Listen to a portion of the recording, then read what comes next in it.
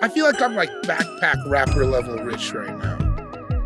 Does that make sense? I'm not like rapper rich, but I'm like me and someone who was on Ruckus Records in the 90s probably make the same amount. Like any of the niggas on Sound Bombing, we probably make the same amount of money. The government growing babies, microchips in your anus. All koala bears are racist. The ozone layer owes me money. Martians invented turkey stuffing. Y'all can't tell me nothing. Bang, bang, bang, skeet, skeet, skeet. There it is, ladies and gentlemen. Welcome to another phenomenal episode of My Mama Told Me. The podcast where we dive deep into the pockets of black conspiracy theories.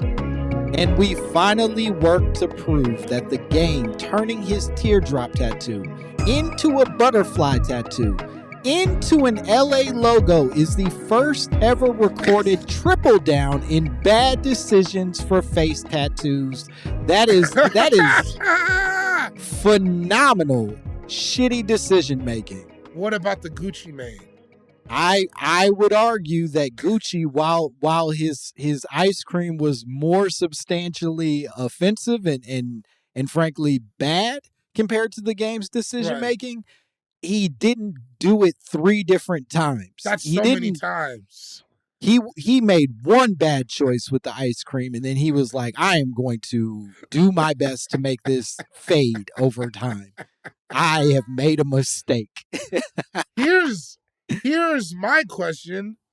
Yeah. Do you think there's a possibility for a 4 down? Do you think he could? See, it's tough because that LA is big now. It's huge. It's pretty big. Compared to what it started as, it has gotten heavy. I don't think he should have played out. I don't think he should have left the butterfly. I didn't think it was that bad. You think he should have stopped at butterfly? It wasn't that terrible. It didn't feel incorrect for whatever the game was trying to be at the time. And he's like, let's be honest, he's a pretty dramatic guy. He's a diva. He is a diva for sure. Do you remember? I had to stop following him on Instagram because he would have those just those dirty posts of him in tight underwear with what? I'm gonna be honest. I think it's probably a fake penis. Yeah, no, it was objectively either you have the biggest penis in the greater Los Angeles area, or sir, you've put a hell of an eggplant inside your drawers and tried to pass it off to all of us. That was fake for sure. I remember seeing it and being like, good God. It was the first time I respected the game. I was like, oh, whoa. No, because I was like impossible. Yeah. He doesn't have guys with a giant penis energy. You know what I'm saying? His confidence. He has sneaky small penis energy. Yeah, his confidence definitely feels like a man with a small, I wouldn't say small, but certainly too small for his 6'4" frame. Right. Because big dude, huge dick dude, it's kind of dumb. You know what I mean? It's like all the blood is going down there. You're not fuck. And the gay, he's very smart. Yeah, he's smart, but he's annoying about it, and he's constantly lying to us about things that we could easily check. And it's he does seem to make a lot of shit up. Yeah, you just. Also, he was on Change of Heart. Did you ever see that? When he was blonde, right? No, this was way before that. This was before he was even a successful rapper. He did that old game show, Change of Heart, that used to be on UPN. And he was just a nice man who, him and his girl went on the show. For those that don't remember the premise, the deal was you go on the show with your significant other, and then they send you out on separate dates with a new person, and then you come back and decide if you want to stay with the person you came with, or you have, quote unquote, a change of heart and you start dating the other individual. What happened to him? Did he get change of hearted? He did. So the game goes out on this date. They always set you up with a bad bitch who's fucking gorgeous and cool and spends the whole time being like, hey, I think your penis would taste the best in my mouth. And I don't know why your girl doesn't feel that way. I'm Your a perfect 3-foot penis. Yeah, you're I can if I could fit it in here, I would suck it for forever. And so the game goes out with the girl, they have a sexy time, and his girl goes out with the guy, they have a sexy time, and then she comes back and she says she wants to have a change of heart after he goes, I want to be with my lady. Oh, that's the worst outcome.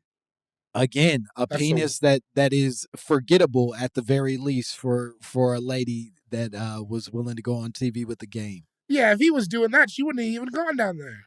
No, change of heart, motherfucker. Yeah, you have a rare artifact trapped in your pants.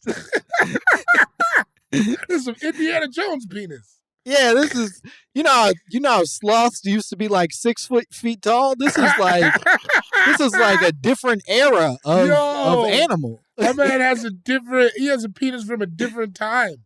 Yeah, this is prehistoric, big dog. If that's what we're talking about, I'm not gonna give this up.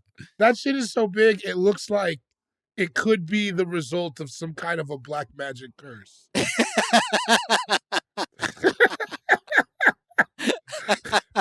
Like you wish to be a world famous rapper. Yeah. And then the witch was like, but I'm cursing you with a big penis. And he's like, but that's fucking awesome. And she's like, no. No, not this big. Not the way I plan on hitting you.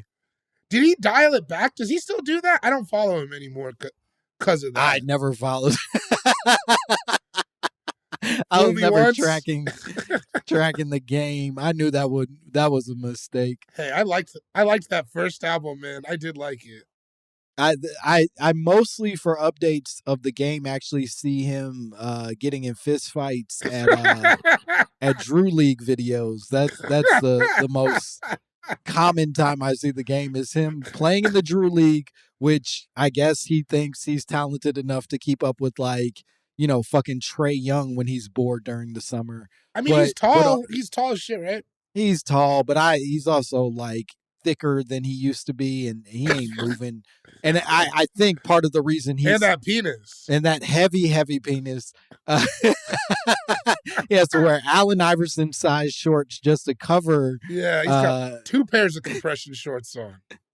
But he's constantly getting in fist fights at these league games. I love because somebody sets a pick on him and then he's like ready to square up. Would you, if it was offered, would you play Drew League? Again, no, because I'm afraid. Well, you know what I mean? Like my absolute nightmare is I'm now a part of a video where they're like, damn, this up-and-coming player just went the fuck off for 68 points, and it's nothing but me guarding him the whole time. Yeah, you know what? I understand, because that's tough to come back from. You're going to have your wife and kid in there. You don't need that. Bro, if he's just saucing on me, and then there's one video of me, like, going up for a layup, and he just swats it out the air. Yeah. It's like, no, man, I'm... There's too much at stake here. No, I can't. I've often thought getting posterized is probably the worst thing that could ever happen to a person. You've never been dunked on? No. I never, not like in a major way, no. Good for you. Yeah, I see it in your eyes that you have though. Oh, I've seen it all, baby. What is that feeling of like? What's the lowest low you know of? What's the depths of your bad decision making? I did a set one time with my zipper down, and you could see my penis for most of it. Was the set going good? Was it? It was an open mic, so it was like 1:30 in the. You know what I mean? Fuck. Oh, so this was like a bad decision stacked on the worst outcome. Yeah, man. Fuck. Yeah, that's what getting dunked on feels like, I bet. I bet they're comparable feelings. When they dunked on you, was it like, did you feel the nuts on the shoulder? No, it wasn't a nuts on shoulder level dunking. I was more I was closer to the chest. Okay. So I was going up thinking I had a shot. Oh, damn. And in that way it made it worse. You know what I mean? Where it's like, oh, if I could stop this early, because I've never been able to dunk, but I'm a pretty good defender, and so I thought, oh, I could stop this early before it makes it all the way up. And that motherfucker was bouncier than me, No, he had and it. somehow had jets in his little feet, Oof. and goddamn, just ate me alive. I would worry about the sound I would make if I got dunked on. Well, that's the thing. Like the sound that would come out of me. Like, I don't know. Like, what if you get dunked on? You're like, ah, or like, something like oh no. Like that's my big worry. Like, oof. I don't remember what sound. I think it's one of those hollow sounds that after a bomb where it's just that screech. That's probably what I heard after. Your ears I don't were, know like, what ringing. came out of me. Oof. Yeah. Oof. And I was playing point guard, and so another person had to see me get dunked on, take the ball out, and then choose to pass me the ball. Oh, but you're It's not like, a general fuck. anymore. Yeah, no. What kind of leader am I? He's like, I'm bringing it up now. Yeah, it's like, no. Watch how I distribute. Sure, I got dunked on, but I also know 3 plays. I'm the only true general out here. It's like, no, I got to go home, man. You got to take me out, coach. Yeah, that's the tough thing to have happen to you. Yeah, Oof. no, it's hard. I don't think we've introduced ourselves. I don't know that we've done any formal work here. I'm Langston Kerman. I'm David Gborie. And if you've made it this far, you knew that, and also if you didn't know that, what the fuck is wrong with you? Why would you stick around this long? What could you possibly have thought this podcast was going to be about with all that game? We dropped into the game talk early. Yeah, this isn't even what our show is about, but we made hard, fastened choices right away. Yeah, I'm worried that he's going to hear it. Oh, the game. You think he's a listener? I think he's dramatic enough to somehow have found it. I will say I definitely think the game has Google alerts for the game. Yeah. Oh, no. Yeah. Olivia, don't put the game in the title. Wait, let's unpack this. Is your fear of the game that that he'll retaliate with violence, or is it where are you in the game? I just don't want to be out at like a smoothie king and he catches me or some shit.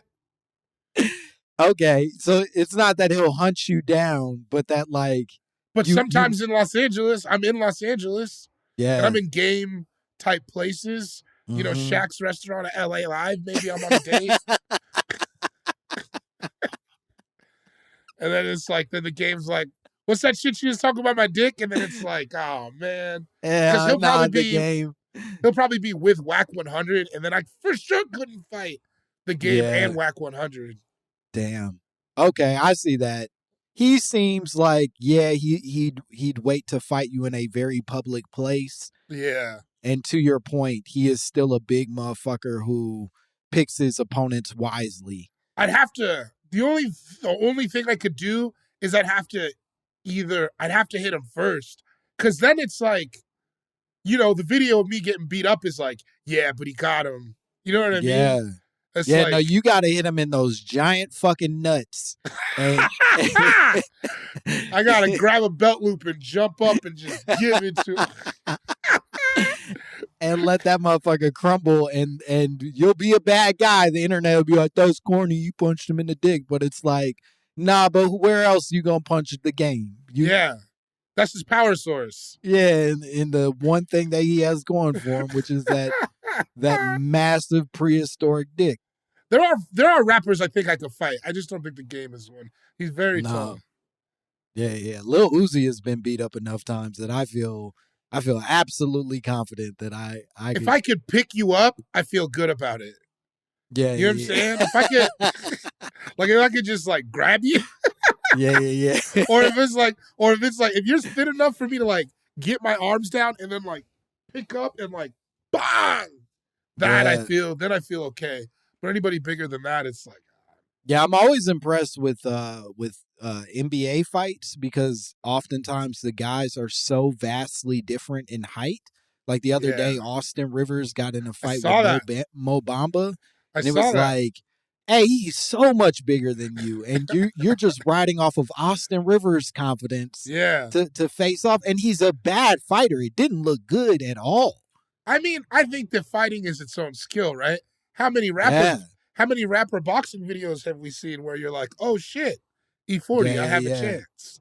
Or Yeah, and what? then you see Meek Mill practice, and you're like, "I'll beat the fuck out of Meek Mill."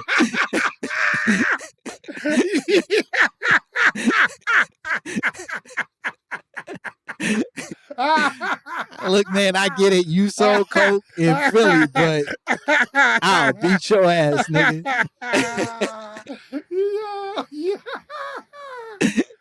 Man, he is a weird guy. Yeah, he's a fucking weirdo, and not in an affectionate like, "Oh, what an artist" kind of way. No, Just he's like that weird French fries in the pool shit. Like, I don't know what he's in. Like, what are you doing? what's your plan here, Meek Mill? Yeah, where are you going? How'd you get so rich? Yeah, I don't. I think we've highly overestimate how much a lot of rappers make and have, and I think it's safe to say you are doing like I've heard numerous sort of like suggestions that Blueface is like broke, and it's like yeah, I think that's more rappers are like that than they are not. I saw him at LAX one time. He definitely got on the plane last.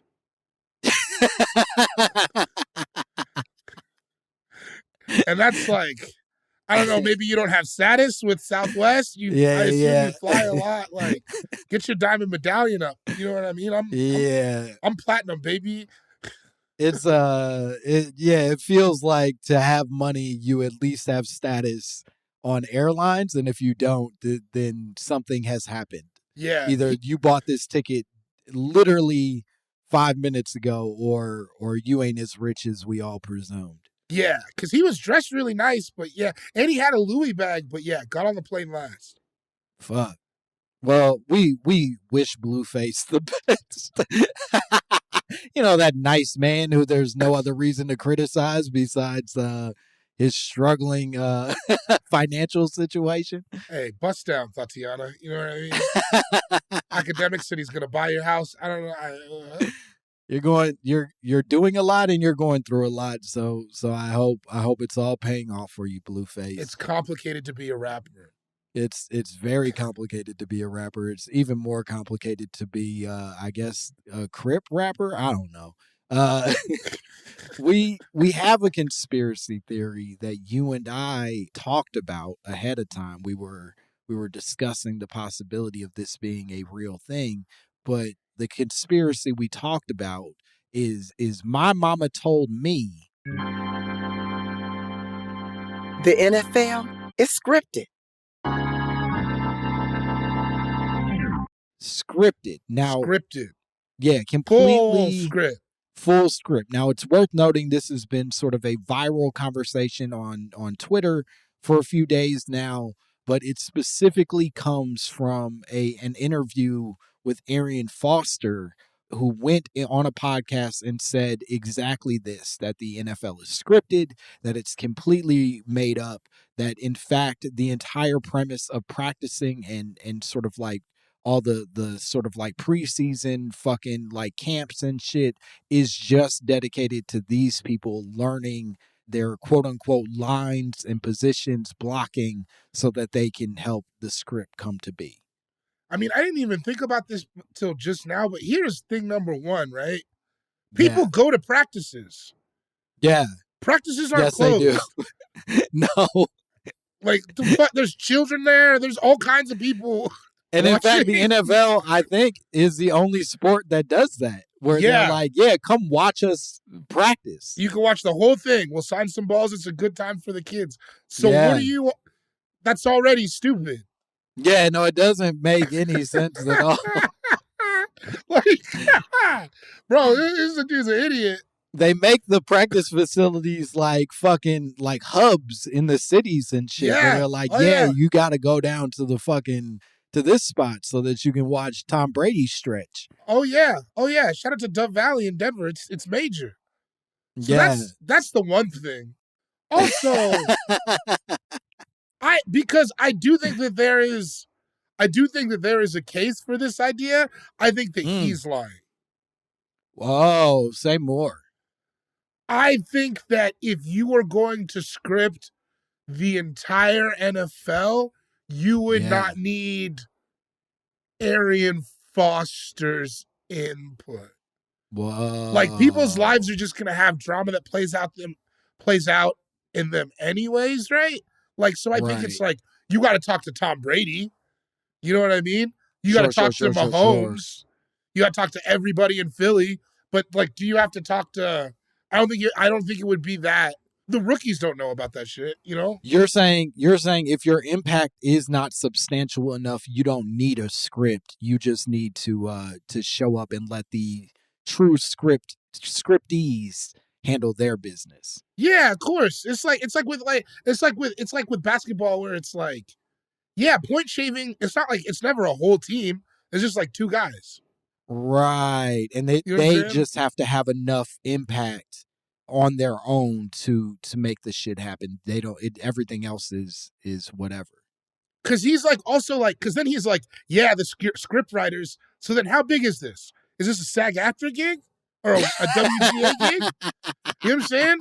You're talking directly with the writers. 46840. You are talking directly with the writers. And that's also something that felt a little challenging for me in this whole thing is that, like, look, I've been in writers' rooms where, like, the star decides to pop in. They never help. Do you know what I mean? Like, it truly makes shit way worse when the person who's famous they go, well, I don't know, what if I, like, jump over the nigga and dunk the football through the goalpost? And it's like, hey, dog, that's not what we're doing here. We're just trying to get to third down, big dog. I wrote for an award show with the famous host who was a quarterback, and he just wanted to make fun of Danica Patrick the whole time in a way where it felt personal. Like, he'd leave, and then it'd be after lunch, he'd come in and he'd be like, so I'm thinking about this Danica Patrick situation. And they're like, what? Well, no, nobody wants to talk about Danica Patrick, big man. Why do you hate her? It's just, no famous people ever come in with good ideas. I get it because your feelings are hurt because you're not in the league anymore. I understand. Yeah. That sucks. You're building these personal vendettas that would have been resolved if you could still just like focus on a game ahead of you. But now it's like, no, I will make Danica Patrick my Super Bowl. Yeah. Because like, also, what was he trying to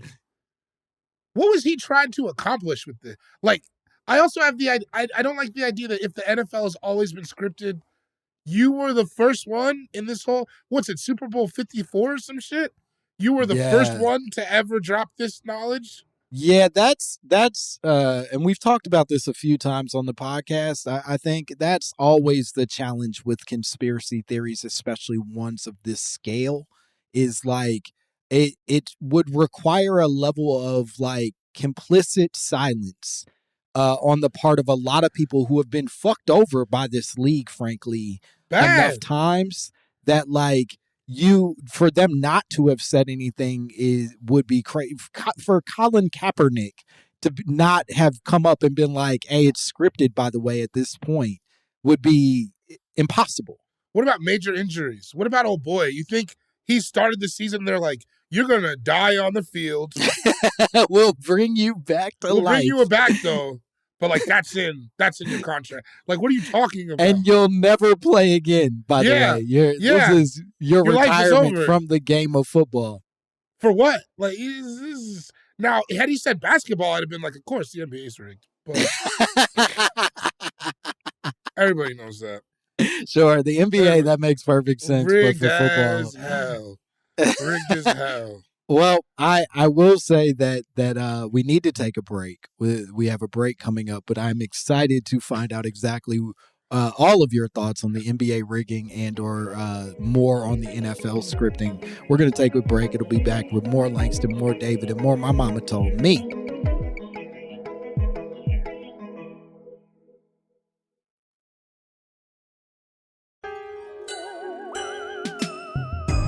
Yeah, boy.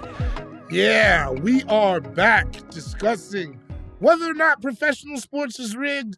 Football, I think we've debunked, but I will say basketball is always false. Tell me more because I love, because we're not just talking rigged. You're saying that basketball is scripted level rigged. I think it's rigged. I think there are the teams who are supposed to do what they do. I think that there's often marketing campaigns around those things. You know what I mean? You remember Little Penny saying, Kobe LeBron. Like, what am I supposed to think about that? There's clearly like, especially David Stern. Like, I just feel like if it's not rigged, there are ways that they would like it to work out, that they do their best. Yeah. To specifically 2009, the Western Conference Finals, they weren't ready for, a team of unsung heroes, the Denver Nuggets. They weren't ready for that win. They weren't ready for a tiny man like Earl Boykins off the bench with a ring. Sure. They can't have that. They can't have that. Yeah. Kenyon Martin was a menace. He had lipstick tattooed on his neck. They couldn't have that, so they had to give it to who? Kobe, because that was all calls. It was all calls. I feel like everybody has a Kobe example of the rigging that hurt them the most. Mine personally being the Sacramento Kings of whatever the fuck year that was, but that early 2000 Sacramento Kings with Chris Webber and Doug Christie and all them, and I was like, this is the greatest team ever assembled. And they were torn asunder by Robert Horry. You know what I mean? It's shit like that. It doesn't even make sense. Yeah, I definitely am a hurt man, as you are. We actually talked about this exact subject, or at least a version of this subject, with Tone Bell last May, I want to say, if I'm remembering correct. And Tone believed that the NFL and NBA were rigged. And we talked specifically in the research, sort of found that a lot of what people suggest is that it's not so much scripted in the way that Arian Foster is suggesting, but these leagues do have biases in wanting certain stories to be able to happen. 100%. So it's not so much them giving a fuck if one team wins a championship or not, but they do give a fuck whether or not like that hero's tale happens from beginning to end. Yeah, and I think that there's, there's obviously only so much impact that you can have. Like, that's why I feel like it's not scripted, because every now and then you'll see a guy go rogue. You know what I'm saying? Yeah. Like Westbrook. That was like, he wasn't supposed to do that. Yeah. Linsanity is a dude going rogue. That was not supposed to happen at all. So it's like, and they marketed it. They went like, oh fuck, we can make a bunch of money off of this, so they bought into it very quickly. But no, that wasn't like whoever Adam Silver didn't start. I think it was still David Stern then. But whoever was in charge at the point didn't go like, and this year we're gonna have an Asian dude the greatest player on the planet for 4 weeks. I mean, it sounds insane what you're saying. Yeah, no.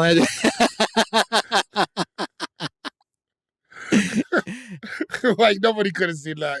He'll be 6'5" and petite, and we're gonna make him the literal greatest player on the planet for a month. And then somehow it never comes back. He'll never have even a moment like the one he had the first time. It's so strange. It's also like, and I mean, I go back to my team. Like, I have for years felt that the Nuggets, despite themselves, were just always supposed to be a second-class team. You think the NBA was ready for Jokic? Nikola Jokic is an MVP? Yeah. I love him, right? Ugliest basketball. Like, it's all ugly until the pass is caught. Yeah, the shot goes in. The passes are phenomenal in that it looks like he drops the ball every time, like he's fucking up, and then it ends up being the most amazing pass that you could have imagined. He plays like Mr. Magoo. You know how Mr. Magoo? Like he plays basketball like Mr. Magoo walking through a fucking construction site. And all his mannerisms are super fucking European. Oh, he looks so tired all the time. Yeah, and he's rubbing his head weird and shit. And you're like, I'm not sure this man should be allowed on this court. I think they're going to bully him. But then he's like, no, watch this. And you're like, come to find out. You know what it is? It's like, did you see that new Eddie Murphy movie? You People? Yeah.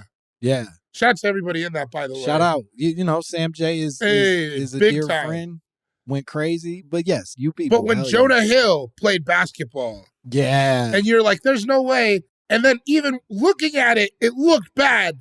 But the shots got knocked down. That's yeah. It was very garbage basketball, and it was clearly written with the intention of a better basketball player having played this part. They wanted Woody Harrelson. You don't think he would have wrote that? I bet he wrote that for himself. I would. I think he did write it for himself, but I think that's ego, baby. I don't think I don't think that he was like, basketball is my best sport. I think he was like, what's black that I can do? I'll fake basketball. Wait till I do a reverse Guess Who's Coming to Dinner. And it's just going to be me hitting home runs on these bitch-ass white boys, bro. I'm going to go to the park and just have chewing tobacco and just smacking them. Do white people play pickup baseball?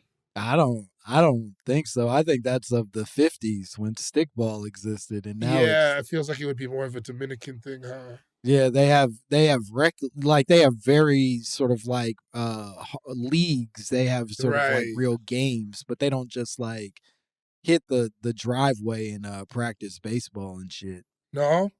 I don't think so. Not anymore. Okay. Maybe they do. I mean, with kids, obviously, but not grown men sitting and being like, hey, let's go. They play softball, though.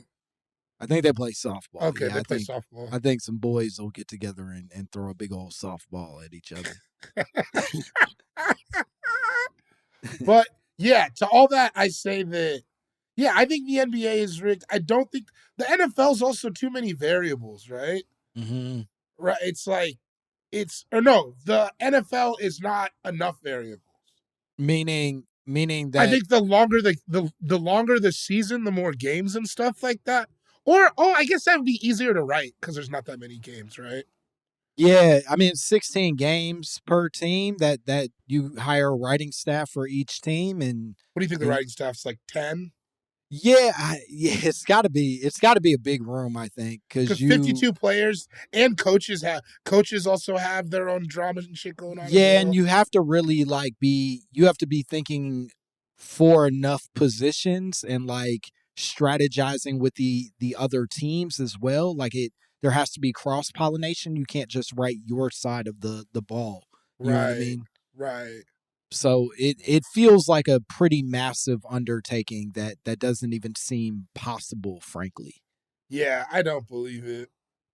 Because football is more possessions than it is even fucking like minutes. Yeah, exactly. Just the pace of the game is really hard to dictate too. Yeah. Like, yeah, I just don't. And I just don't. Football still has upsets. I feel like in my lifetime of sports, I've seen more major upsets in football than I have in basketball. Right. Basketball, usually who you think is going to win wins. Yeah, it's a much harder thing to have a major upset in basketball, but some of that also is that football is one and done. And so it's like, yeah, if these dudes, you know what I mean? It's one and done, and it's really about smashing into each other. So, like, if I just show up with the wrong energy for getting smashed, I'm gonna lose, and I can't do nothing about it, kind of thing. Right. Whereas, like basketball, if I got drunk the night before and have a bad game, I get like 6 more chances to fix this. I mean, they said Allen Iverson did it all the time. Yeah, yeah. I still love his Nuggets years though. Wouldn't take back a single minute. Really? because it didn't do anything for you guys. I take that back. It was just cool that he was here. But it was also like, you could tell he wasn't like here. You know what I'm saying? Like, no, his heart had moved on from the NBA by that point. And nobody ever hangs out here when they're pro, like our pro, like Melo. It was like he was gone whenever he could be. Like, people aren't just like. And it was the wrong group of guys to surround him with if you needed him to like buy into a system and or even like the premise of playing. Yeah, he needs more drunk guys. Yeah, it was like fucking J.R. Smith and Kenyon Martin and Carmelo Anthony. It's like, yeah, well, of course he's not going to pay attention. No. And everybody was on their way out, kind of. So it was like a team that you could feel. Listen, that's not the point. Nuggets. It wasn't George Karl your coach by then? Yes, George Karl was our coach. And what a deeply racist man that is. Nobody was feeling encouraged and or motivated by George Karl. I mean, George Karl looks racist. Yeah, and he proves it. Boy, he's got that face with like no lips. You know? Like that, like no. The smaller the lips, the more I think you're gonna say it. Yeah, and for a while he had like no hair on top and like long in the back, and it's oh, you're a wild guy, George Karl. You hate us. His last name starts with a K. These are all. Well, I think there are some last names with a K that are pretty cool. And well, yeah, you're black though. No, I'm not saying you. Half my family ain't. And are they racist? Not all of them. Okay. Some of them are. They don't. None of it is rooted in as much a hatred, but a fear, if it exists in my family. Yeah, I think I have some in my family that is more hatred based. Yeah, ours was just I ain't never been around that, and that scares me. So I'm gonna do what Chihuahuas do and yap and nip kind of shit. Ours is like, why is he following me in the grocery store? It's like, hey, he's not. This is just a grocery store. Yeah, it's just everybody's in here.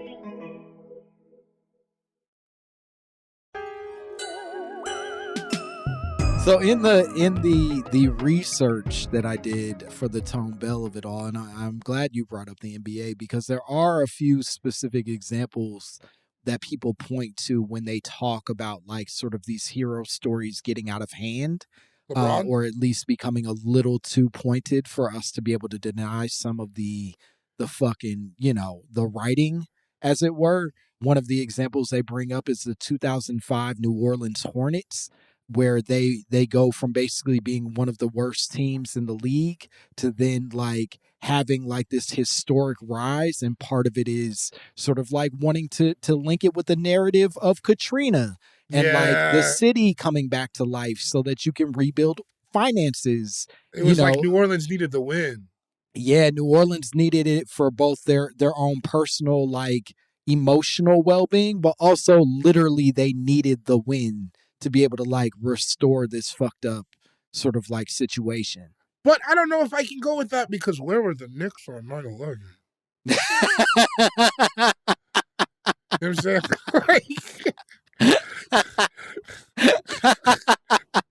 Like sometimes, like why you would do it for New Orleans but not for New York City? Yeah, no, that's a good point. That 2001 team didn't do anything to be. I don't even know who was in there. I couldn't tell you. Was not even Sprewell? For a second. Was Sprewell still there?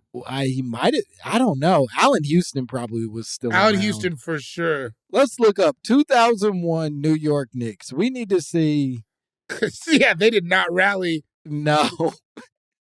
Was there a team that they were still coached by Jeff Van Gundy? Let's start there. Okay. Who I love deeply. It was okay. Marcus Camby. We're talking Allen Houston. Mark Jackson was still playing basketball at the time. You've got Travis Knight. You've got Latrell Sprewell, Kurt Thomas, the oldest looking man that ever was, and Charlie Ward. Those were the highlights of that year.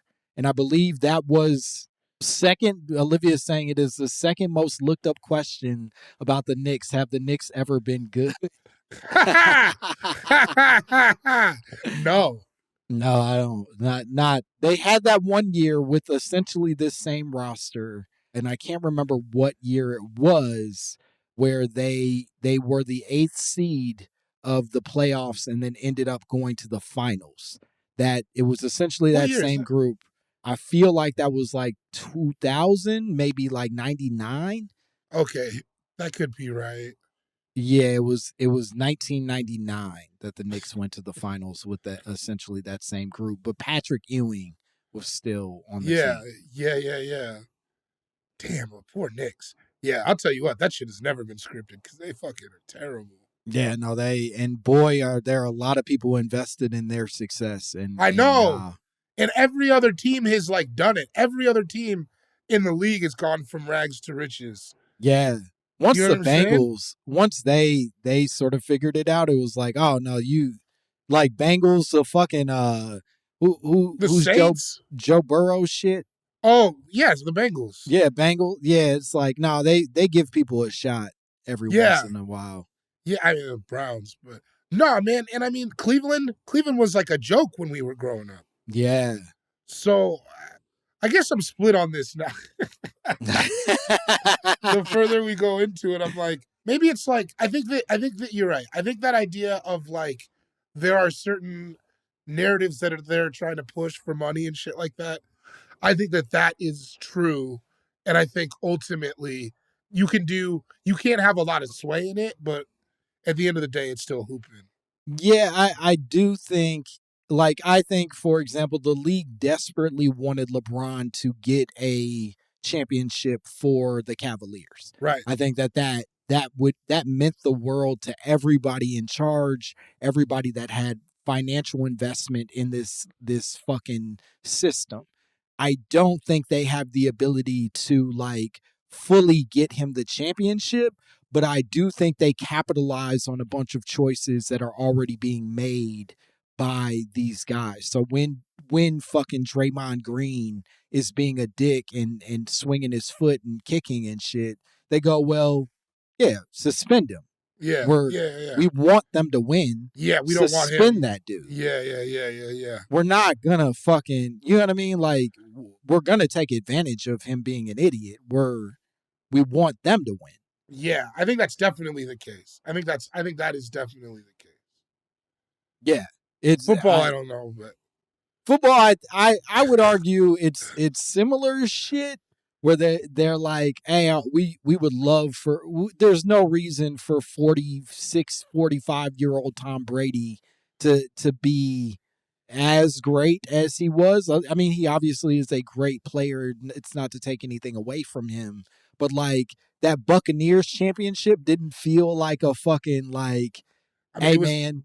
It was the same with Peyton and the Broncos championship. Like it was like they love that redemption quarterback story. Like my team cast me aside. Yeah. And I came back. Yeah. But I think they had to want that for him as much as he wanted it for himself. So he puts in the work. He becomes this phenomenal player. And then the league goes, hey, man, if there's any moments where it's between Brady and this other quarterback, it's always Brady. It's always Brady. Yeah. I think that's fully fair. see that. I think that's fair. Damn, I think we cracked it. Yeah, no, I think we've covered this pretty well. I don't know that we've landed any proof of this being scripted, but it sounds like we're in agreement that some sort of mischief is happening in the background. For sure. And as always, do your own research, brother. Like, you know what I mean? There's YouTube rabbit holes you can go down. Yeah, if you want scripting to be real, you can fully you can find it out there. Yeah. The other day I was watching a video where they were saying that the NBA is simulation, that it was completely simulated, and part of the argument they were making was a bunch of clips where you see players doing identical things at the exact same time, that there are like glitches where you can watch like 3 players on one team all bend down. I've seen that kind of sequence thing. Yeah, I've seen that kind of thing. But then that means that goes back to like that. Then that means they're all computers, all the players. Yeah, and like that's the argument. I've met basketball players in real life. Yeah, I don't know that they're saying like the individuals are computers out there as much as we are all living in a computer, and the NBA's glitches are evidence of this whole thing being a ruse. You ever feel like that movie, The Matrix, really did a little too much more damage than it did good? Yeah, no, especially I would say for white people, not to make this an entirely racial thing, but white boys have bought into the premise of the simulation, I think, more than any other group. Yo, they love it. They love it. That shit comes up so much. And it's like, I don't know, have you watched that movie? It's not that smart. Like, you know what I mean? Yeah. I think the premise is really, really smart. Yeah, the premise is really smart. And then you watch what they do to prove the premise and then to like tell the story, and you're like, I guess payphones? All right. That's how I get in and out of the Matrix. Okay. The Nebuchadnezzar. Like, I just don't. I don't know, man. Yeah, it's like, I think some of this is just I think you were just writing shit. The third movie is nonsense. That's gibberish. Dog, did you see the new one? No, I didn't see the new one because I can't.